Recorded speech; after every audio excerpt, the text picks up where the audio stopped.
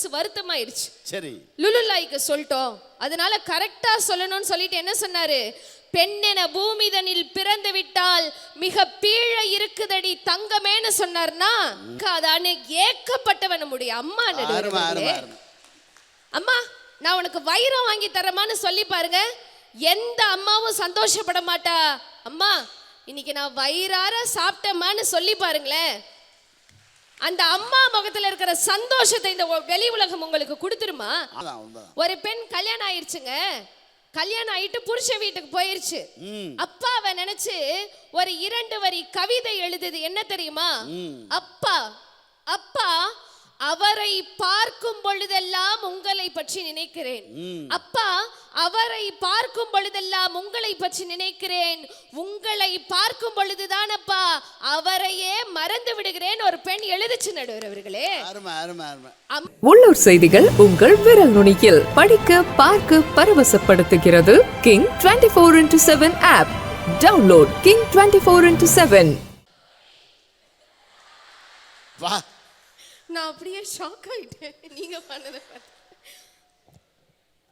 அச்சமில்லை அச்சமில்லை அச்சம் என்பதில்லையே, அச்சமில்லை அச்சமில்லை அச்சம் என்பதில்லையே, இச்சகத்திலோரெல்லாம் எதிர்த்து நின்ற போதிலும் அச்சமில்லை அச்சமில்லை அச்சம் என்பதில்லையே, துச்சமாக எண்ணி நம்மை தூறு செய்த போதிலும் அச்சமில்லை அச்சமில்லை அச்சம் என்பதில்லையே, இச்சை கொண்ட பொருள் எல்லாம் இழந்து விட்ட போதிலும் அச்சமில்லை அச்சமில்லை அச்சம் என்பதில்லையே, கச்சணிந்த கொங்கை மாதர் கச்சணிந்த கொங்கை மாதர் கண்கள் வீசு போதினும் அச்சமில்லை அச்சமில்லை அச்சம் என்பதில்லையே என்று சொல்லி பாரதி கண்ட புதுமை பெண்கள் அனைவருக்கும் என்னுடைய மீண்டும் ஒரு சிரம் தாழ்ந்த வணக்கத்தை தெரிவித்துக் கொண்டு, நான் காலையிலேயே சொன்னது போல உழைத்தே ஒருவர் வாழ்க்கையில் முன்னேறி இருக்கிறார் என்று சொன்னால் அது நம் மரியாதைக்குரிய சேர்மன் ஐயா அவர்கள் மட்டும்தான்.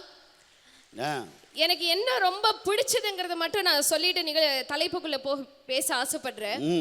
எத்தனையோ பட்டங்களை அவர் பெற்றிருக்கிறார், எத்தனையோ விருதுகளை அவர் பெற்றிருக்கிறார், எத்தனையோ படிப்புகளை அவர் படித்திருக்கிறார், எத்தனையோ ஆயிரம் இது போன்ற கல்வி குழுமங்களை அவர் கட்டியிருக்கிறார். ஆனால் என்னுடைய பிள்ளை, என்னுடைய கல்வி குழுமத்தில் படிக்கக்கூடிய பிள்ளை என்னை அப்பா என்று அழைத்ததை என்று பெருமைப்பட்ட ஒரு மனிதனை, ஒரு புனிதனை உண்மையாகவே நம்ம இந்த இடத்துல தான் பார்க்க முடியும். அப்படி சொன்னா இது மகளிர் தினம் இல்ல, இதெல்லாம் மகள்கள் தினம். சபாஷ், அருமை, சபாஷ், அருமையா சொன்னீங்க. அதே போல போற்றுதலுக்கும் மரியாதைக்கும் என்னுடைய அன்பிற்கும் உரிய நடுவர் அவர்கள், நன்றிமா. பேராசிரியை சங்கீதா என்கிற ஒரு கண்ணியமான பெண்மணியையும், அன்பு குழந்தை ஆக சிறந்த திறமையாளர் அன்பு குழந்தை யாழினி என்கிற இந்த 2 பெண்ணுக்கும் பின்னால் இருந்து இயக்கிக் கொண்டிருக்கிற ஒரு சிங்கம் யார் என்று சொன்னால் அது எங்களுடைய நடுவர் அண்ணா அவர்கள் தான். அந்த பெண்களுக்கு வெற்றிக்கு பின்னாடி இருக்கிறாங்க. அவருக்கும் இந்த நேரத்தில் நன்றியை சொல்லிட்டு, நடுவர் அவர்களே அருமையான தலைப்பு கொடுத்திருக்கீங்க. பெண்களுக்கு மகிழ்ச்சி வீட்டிலா வெளியிலான்னு கொடுத்திருக்கீங்க, அவ்வளவுதானே? பாரதி தான் சொன்னா மங்கையராய் பிறப்பதற்கே மாதவம் செய்திடல் வேண்டுமான்னு சொன்னான். ஆனா அதை சொல்லிட்டு அவருக்கு மனசு வருத்தமாயிருச்சு. சரி, லுலுலாய்க்கு சொல்லிட்டோம், அதனால கரெக்டா சொல்லணும்னு சொல்லிட்டு என்ன சொன்னாரு, பெண்ணென பூமிதனில் பிறந்து விட்டால் மிக பீழை இருக்குதடி தங்கமேன்னு சொன்னார்னா அந்த பீழை வேற எதுவும் இல்லைன்றீங்களே, அதுதான் வெளியில இருக்கக்கூடிய உலகம்.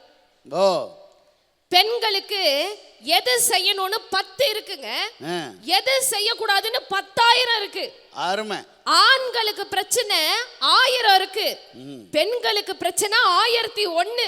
எப்படி? அது என்ன ஒண்ணு தெரியுமா? அதுதான் இந்த ஆண்கள்ங்கிற பிரச்சனை.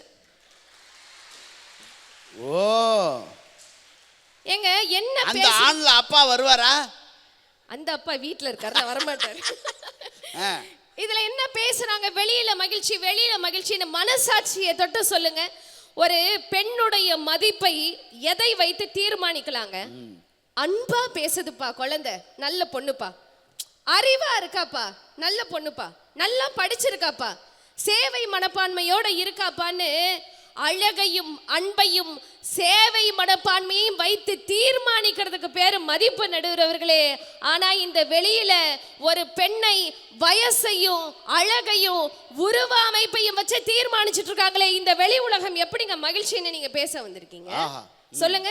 ஆனா வீட்டுல அப்படி இல்லைங்க. வீட்டுல எவ்வளவு நிம்மதி தெரியுமா? இந்த அம்மாங்கிற ஒரு உறவை நமக்கு கொடுக்கக்கூடிய பாதுகாப்பு இந்த வெளி உலகம் நமக்கு கொடுக்குமான்னு யோசிச்சு பார்க்கணுங்க. அழகா ஒரு கவிஞன் சொன்னா, நம் முகம் பார்க்கும் முன்னே, நம் குணம் அறியும் முன்னே, நாம் ஆணா பெண்ணா என்று தெரியும் முன்னே நம்மை நேசித்தவள் நம்முடைய அம்மான்னு சொன்னாங்க. பிறண்டு படுத்தால் எங்கே குழந்தை பிறண்டு விடுமோங்கிற பயத்தில் தூக்கத்தை தியாகம் செய்தவள் நம்முடைய அம்மா. எத்தனை முறை குழந்தை வயிற்றில் எட்டி உதைத்தாலும் மீண்டும் ஒரு முறை உதைக்காதான்னு ஏக்கப்பட்டவன் நம்முடைய அம்மா. அம்மா, நான் உனக்கு வைரம் வாங்கி தரமான்னு சொல்லி பாருங்க, எந்த அம்மாவும் சந்தோஷப்பட மாட்டா.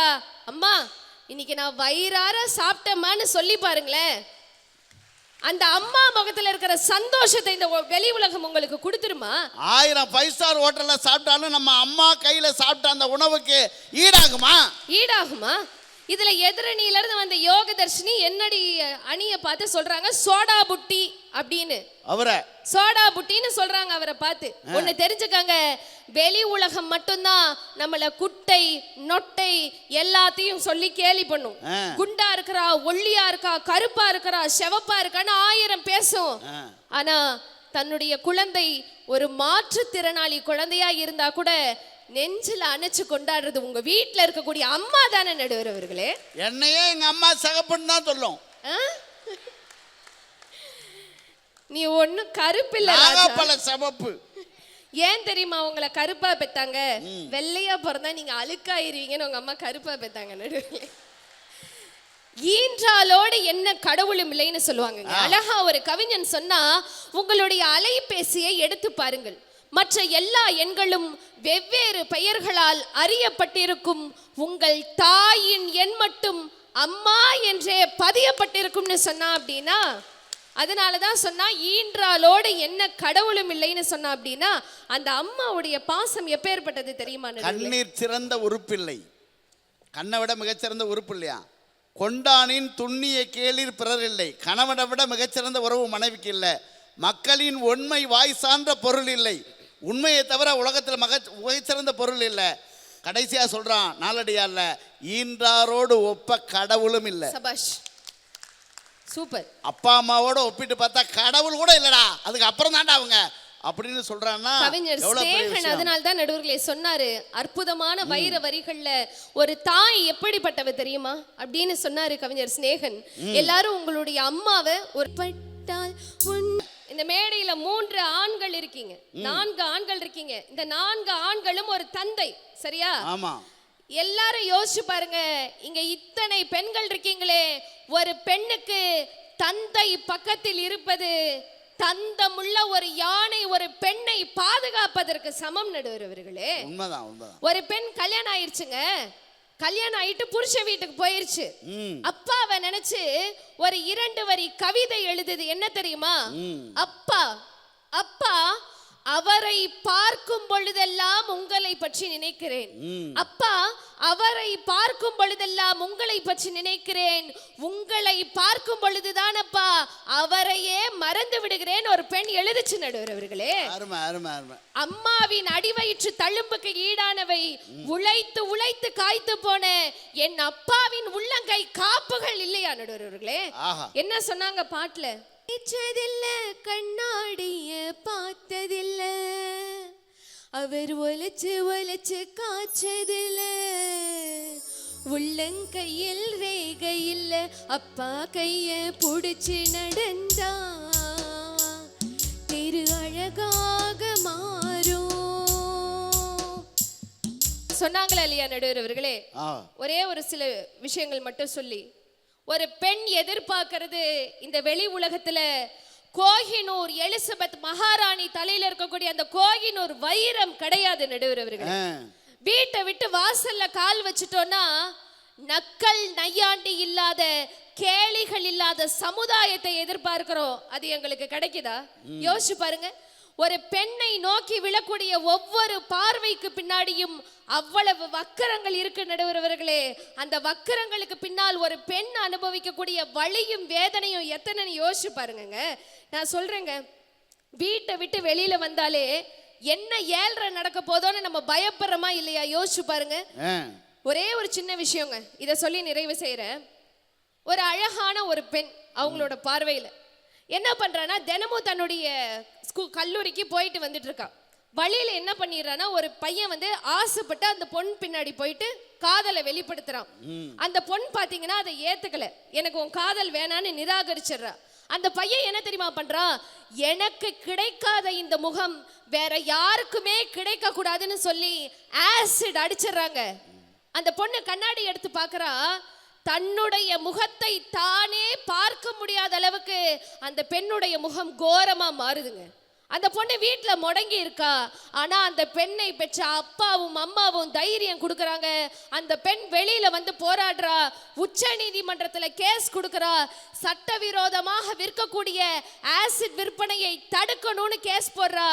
மத்திய மாநில அரசாங்கத்துக்கு சட்டவிரோதமாக ஆசிட் விற்க கூடாதுன்னு உச்ச நீதிமன்றம் உத்தரவு போடுது. இது அந்த பெண்ணுக்கு கிடைச்ச வெற்றி. அன்னைக்கு வரைக்கும் ஆசிட் அடிச்சா இதுதான் தண்டனை என்கிற ஒரு சட்டமே கிடையாது. பட்டங்கள் ஆள்வதும் சட்டங்கள் செய்வதும் பாரினில் பெண்கள் நடத்த வந்தோம்னு சொன்னாரு பாரதி. அந்த பெண் கேஸ் போட்டா, ஆசிட் அடிச்சா இதுதான் தண்டனைங்கிற ஒரு புதிய சட்டத்தையே அந்த பெண் உருவாக்கணும் அப்படின்னு சொன்னா, யாருடைய முகம் கோரணமான முகமா மாற்றப்பட்டதோ அந்த பெண் தான் இந்த இந்தியாவின் தைரியமான பெண் என்று பெயரெடுத்த லக்ஷ்மி அகர்வால் என்கிற பெண்ணுன்னு சொன்னா, இந்த வெளி உலகம் ஆசிட் அடிச்சு அந்த பொண்ணோட முகத்தை செதைச்சிச்சு. ஆனா அந்த பெண் தன்னுடைய தந்தை தாய் கொடுத்த தைரியத்துல வந்து நீங்க ஜெயிச்சு நின்னா அப்படின்னு சொன்னா, இளம் பிறைங்கிற ஒரு அற்புத கவிஞர் தான் அருமையா 2 வரியில கவிதை எழுதினாங்க. நல்ல வேளை எனக்கு ஓடி ஒளிந்து கொள்ள ஒரு வீடு இருக்கிறதுன்னு எழுதுனாங்க. அப்படின்னா சமுதாயத்தில் அந்த பெண் எத்தனை சவால்களை சந்திச்சிருப்பாங்கன்னு யோசிச்சு பாருங்க நடுவுல என்று சொல்லி நிறைவாக, பெண்ணுக்கு மகிழ்ச்சின்னு இல்லைங்க, பொதுவாகவே மகிழ்ச்சியை பெரிய விஷயத்துல எல்லாம் தேடணும்னு அவசியம் இல்லைங்க, சின்ன சின்ன விஷயத்துல தேடலாம். ஒரு குழந்தைக்கு எது தெரியுமா மகிழ்ச்சி? பொம்மையோட விளையாடுறதுல இருக்கு மகிழ்ச்சி. ஒரு ஆணுக்கு என்ன மகிழ்ச்சி? பொம்மை மாதிரி ஒரு பொண்ணை பார்க்கறதுல இருக்கு மகிழ்ச்சி. ஒரு கணவனுக்கு என்ன மகிழ்ச்சி? தம் மனைவி அதிகம் பேசாத பொம்மையா இருக்கணுங்கிறதுல இருக்கு மகிழ்ச்சி. ஒரு பெண்ணுக்கு என்ன மகிழ்ச்சி? தன் கணவன் எது சொன்னாலும் தலையாட்டுகிற தலையாட்டி பொம்மையா இருக்கணுங்கிறதுல இருக்கு மகிழ்ச்சி. வயதான தாத்தா பாட்டிக்கு என்ன தெரியுமாங்க மகிழ்ச்சி? வயதான பிறகு தானே பொம்மைகளாகி தன்னுடைய பேர குழந்தைகளுக்கு விளையாட்டு காட்டுறதுல இருக்கு மகிழ்ச்சின்னு சொன்னா, அந்த மகிழ்ச்சியையும் அந்த மன நிறைவையும் ஒரு பெண்ணுக்கான ஒரு உண்மையான பாதுகாப்பையும் எப்பேற்பட்ட வகையிலும் ஒரு வீடு தான் கொடுக்கும் என்று சொல்லிக்கொண்டு, வாய்ப்பளித்த அனைத்து உள்ளங்களுக்கும் வாய்மொழி கேட்ட நல்லுள்ளங்களுக்கும் மனதார நன்றி கூறி விடைபெறுகிறேன். நன்றி, வணக்கம். மிக சிறப்பாக பேசிய ஐஸ்வர்யா அவர்களுக்கு ஒரு கைதட்டல். உள்ளூர் செய்திகள் உங்கள் விரல் நுனியில். 200 கோடி பார்வையாளர்களை கடந்து கிங் 24x7 ஊடகம் செய்தி, பொழுதுபோக்கு, உடல் நலம், தன்னம்பிக்கை, வேலை வாய்ப்பு, சினிமா செய்திகளை படிக்கவும் பார்க்கவும் பரவசப்படுத்தவும் ஒருங்கிணைந்த செயலியை அறிமுகப்படுத்துகிறது. Download king 24x7.